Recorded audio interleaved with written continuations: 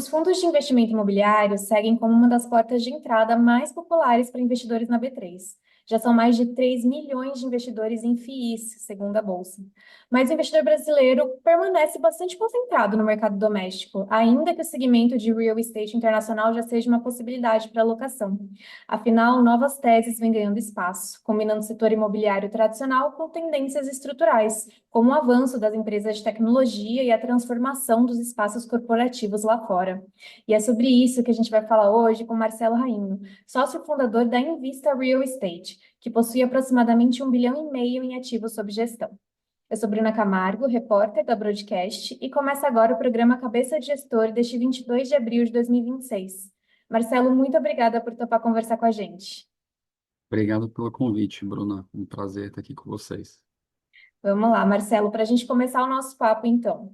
Quando você olha hoje para o mercado imobiliário global, internacional, o que mais está te chamando a atenção? Impacto dos juros, preço dos ativos, fluxo de capital ou até algo além disso? Eu acho que o fluxo de capital sempre chama atenção e até é uma coisa que a gente sempre tem que prestar bastante atenção nela, porque no final do dia esse fluxo que vai impactar bastante o preço dos ativos, tanto no Brasil quanto lá fora, tá? E acho que mais recentemente, aí, por conta de guerra do Irã e outros acontecimentos recentes, muita coisa que a gente esperava está tardando um pouquinho a acontecer, né? Como redução de taxa de juros no Brasil e até mesmo lá fora. A gente esperava que isso ocorresse numa velocidade mais rápida e os acontecimentos sempre mudam um pouco, as expectativas de todo mundo, né? Esse cenário macro aí, até que você pincelou, está dificultando a abertura de oportunidades no segmento imobiliário? Como que isso está impactando os ativos que vocês olham? Tem no Brasil, acho que o principal efeito, e daí essa resposta depende um pouquinho da geografia, né? Mas no Brasil, o principal efeito que a gente tem visto é os fundos imobiliários estarem sofrendo um pouquinho na precificação no mercado secundário, porque os juros baixando, consequentemente, a gente espera que mais gente venha para o mercado de fundos imobiliários e os preços aumentem, né? Então, acho que tem aqui um pouquinho de compasso de espera de melhora de preços e de novas ofertas no mercado. Enquanto isso, nos Estados Unidos, a gente tem visto o oposto. A gente tem visto lá, sim, um movimento já de redução da taxa de juros, e aí mais fluxo já indo para o mercado imobiliário. Perfeito. Então, vamos aproveitar e falar um pouquinho dessa comparação. Em relação a fundos imobiliários no Brasil com o mesmo segmento nos Estados Unidos. Qual que é a principal diferença para o investidor entender quando ele está investindo em um e no outro? Tá, eu acho que a maior diferença para a gente começar aqui é o tamanho dos mercados, tá? Os Estados Unidos hoje representam mais ou menos metade de todo o mercado imobiliário global. Então, se você somar o mundo inteiro, é do tamanho dos Estados Unidos. Quando a gente compara com o Brasil, essa diferença é até um pouco mais gritante, tá?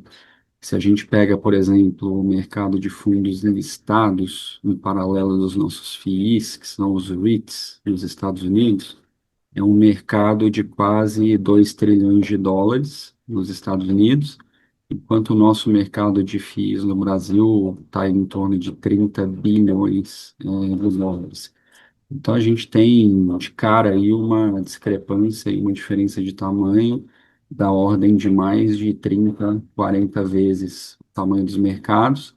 Isso se reflete não só nas oportunidades de investimento, então lá a gente tem uma série de setores que no Brasil ainda não existem, como data center, torre de celular, ciências da saúde, dentre outros, quanto também o tamanho do mercado secundário, né? Então, a gente pega fora do Brasil, se negocia todo dia nos Estados Unidos aproximadamente 4, 5 Brasis. Todo dia são trocadas de mundo. Então, acho que essas são as duas principais diferenças que eu vejo olhando para os Estados Unidos em relação ao Brasil. Em termos de acesso, o investidor brasileiro não está investindo tanto em real estate lá fora por falta de oportunidade, porque o acesso é mais difícil, ou ainda é desconhecimento, falta de familiaridade com esse segmento? Eu acho que é um pouco das duas coisas. Acho que tudo começa no acesso, tá? Acho que os gestores brasileiros que começaram a ofertar produtos lá fora, começaram focando no investidor institucional e no público de mais alta renda. É, quase nenhum começou a trazer produtos para varejo, para o público em geral. A gente está fazendo esse esforço, acho que a gente em breve deve ter um produto aí já, pelo menos para um público qualificado. Mas eu acho que tudo começa no acesso, tá? Acho que esse acesso ele vai melhorar com o passar dos próximos meses, próximos anos. E aí, tendo acesso, sim, acho que tem um trabalho também, uma questão muito importante de a gente ajudar esse investidor a entender como funciona o mercado americano. É um mercado muito diferente do brasileiro, como a gente estava falando agora há pouco, não só pela questão da oferta de produtos, que é muito maior em termos de setores, mas você também precisa entender um pouquinho melhor as regras do mercado americano, que funcionam de uma forma bem diferente do nosso em vários casos. Você pode falar um pouquinho mais sobre isso, Marcelo? Claro, vamos lá. Se a gente pegar, por exemplo, uma coisa bem básica para comparar, os contratos de locação, no Brasil a gente gosta de separar o mundo entre os contratos típicos, que o inquilino pode sair a qualquer momento, com 3 meses de aviso prévio, e os contratos atípicos, né, onde o inquilino é obrigado a pagar 100% do prazo do contrato. E acho que essa é uma primeira grande diferença, assim, 100% dos contratos de locação nos Estados Unidos para os prédios corporativos, comerciais, então estou falando aqui de galpão, de shopping center ou de lajes corporativas, 100% dos contratos de locação são atípicos, tá? E dentro desse tipo de contrato, eles segregam esse contrato em várias modalidades, onde o inquilino é responsável por pagar uma determinada quantidade de coisas relacionadas àquele imóvel. E o contrato mais protetivo que existe nos Estados Unidos, eles dão o nome de Triple Net Lease, onde o inquilino paga não só o aluguel, mas tudo que está relacionado ao imóvel. Então, seguro, manutenção, condomínio, tudo isso é de responsabilidade do inquilino, além, obviamente, do próprio valor de aluguel. E como que isso se reflete tanto para vocês aí no modo como a gestão é feita, quanto para o investidor em relação a rendimentos possíveis, o quanto que ele vai conseguir com esse ativo? A gente está fazendo investimento nos Estados Unidos já há mais de 7 anos. Desde a época que eu e meu sócio cuidávamos dos investimentos da antiga GPS, Julius Baer, e a gente está bem familiarizado com esse mercado lá fora, tá? A gente atua em duas pontas, a gente tem um fundo de crédito imobiliário, onde a gente empresta dinheiro para empresários americanos, e é uma atuação muito defensiva para o nosso investidor, porque, primeiro, eu estou na ponta de quem está emprestando e tem o imóvel como garantia daquele empréstimo, e segundo, que essa nossa posição, esse nosso produto, ele gera uma rentabilidade bastante estável para o nosso investidor. E a segunda forma que a gente atua é na compra de imóveis para locação e geração de renda para algumas famílias, tá? E aí a gente foca muito justamente nesse tipo de contrato mais protetivo, com inquilinos com risco de crédito de primeiríssima linha, em ativos prontos. Então, uma posição onde a gente gera uma recorrência de aluguel bem sabida e bem certeira para o nosso investidor, ao mesmo tempo que ele é dono do tijolo e ainda consegue se beneficiar do ganho imobiliário. Uhum. E na primeira estratégia que você citou, né, olhando para fora, no risco, a gente deve considerar risco cambial também, já que a gente está falando de exterior?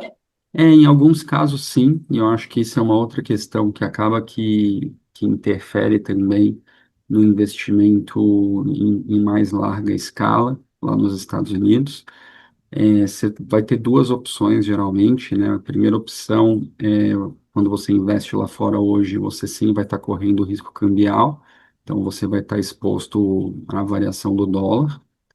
mas começaram de novo, acho que a aparecer alguns poucos produtos. Acho que a gente vai ser pioneiro ali de novo em trazer um produto desse jeito para o Brasil, onde o investidor consegue também não ter essa exposição cambial ou se proteger de um pedaço dessa exposição cambial, onde ele consegue acessar uma classe com hedge para reais.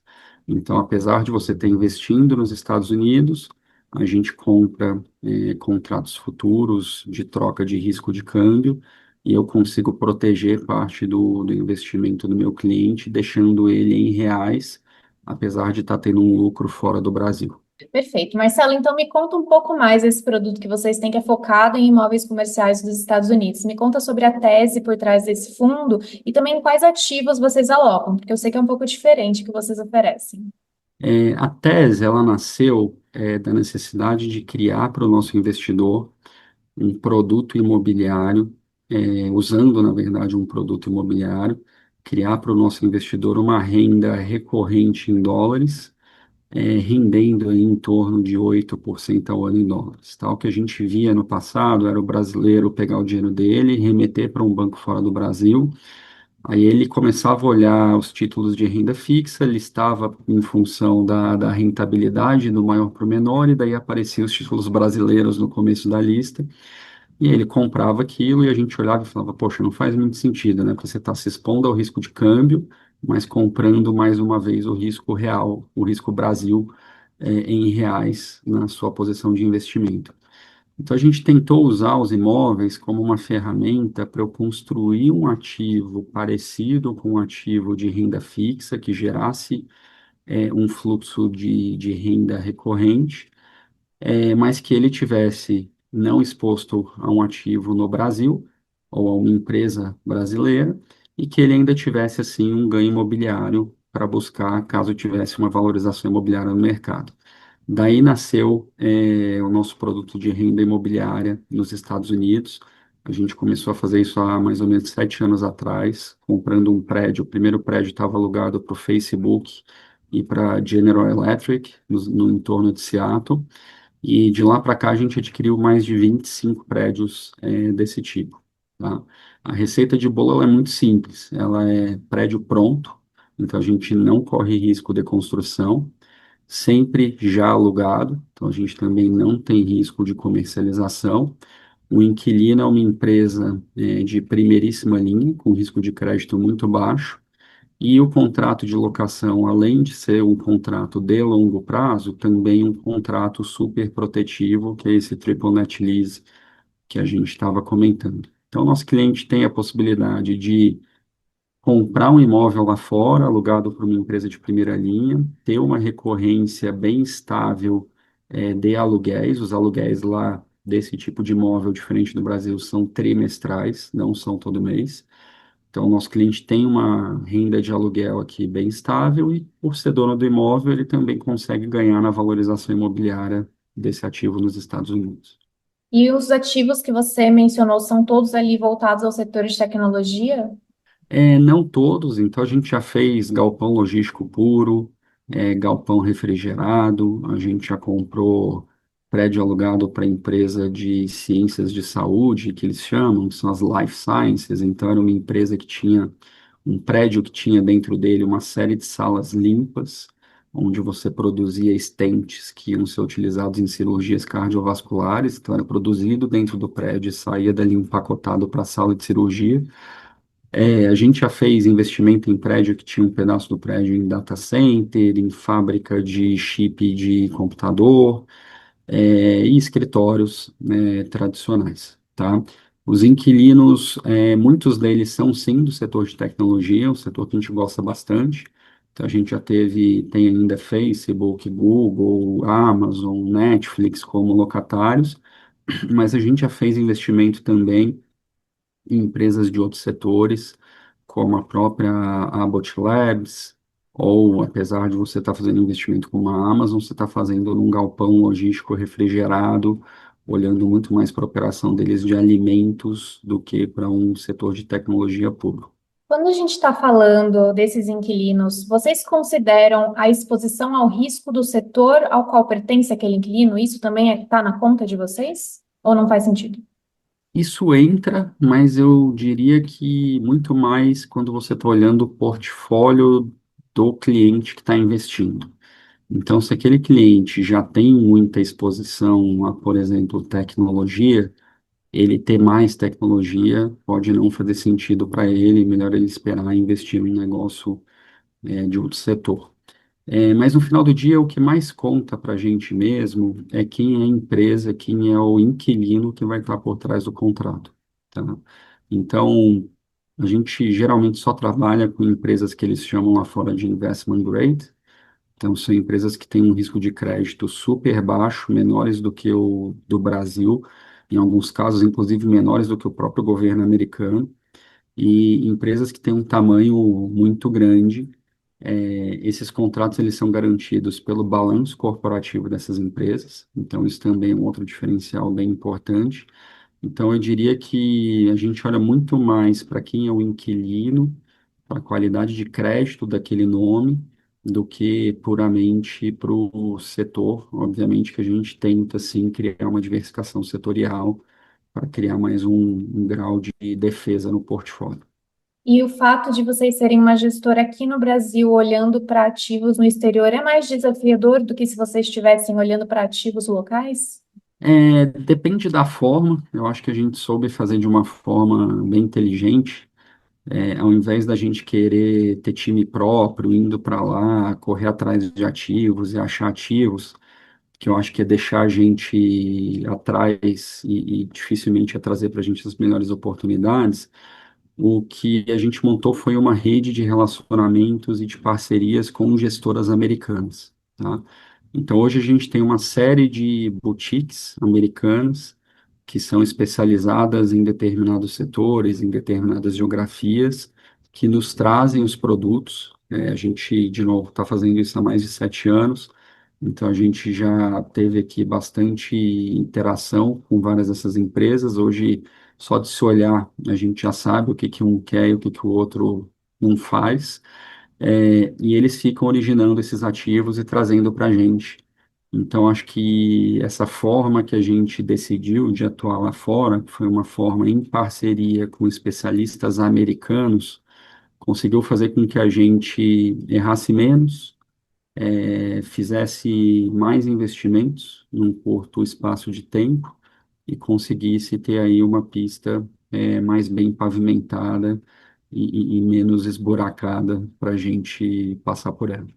Perfeito. Marcelo, a gente falou um pouquinho de acesso dos investidores, né? Esse produto que a gente está comentando de vocês é voltado ao investidor qualificado. Eu queria saber se esse tipo de estratégia é possível de ser aberta para investidor em geral, se tanto em questão de regulamentação quanto de fazer sentido mesmo do ponto de vista de gestão abrir para qualquer investidor poder investir. Já existe regulamentação, voltada para o público em geral. Eu acho que a CVM cada vez mais e a Anbima juntos estão avançando nessa direção. E eu acho que a gente tem tido sucesso em cada vez mais melhorar o acesso a produtos diferentes para o público em geral e até mesmo para o qualificado. A gente estuda várias dessas mudanças que ocorreram recentemente, estamos estudando aí para ver se a gente consegue adequar o nosso produto para o público em geral, mas por enquanto eu ainda acho que nesse semestre, esse ano, provavelmente o foco ainda seja o qualificado, o profissional, e aí um pouquinho mais para frente, quem sabe a gente consegue daí sim estar com um produto voltado para o público em geral também poder acessar e poder estar compondo esse tipo de investimento na carteira, que eu acho que vai fazer todo sentido para o brasileiro que gosta de tijolo. Perfeito. Bom, Marcelo, a gente vai se caminhando para o final da nossa entrevista, mas eu tenho uma última pergunta. O mercado imobiliário passou por um período desafiador, né, globalmente. Eu queria saber se você avalia se o pior já ficou para trás. Quero saber quais são suas perspectivas para esse segmento, quais desafios vocês devem enfrentar, quais os principais riscos que estão no radar.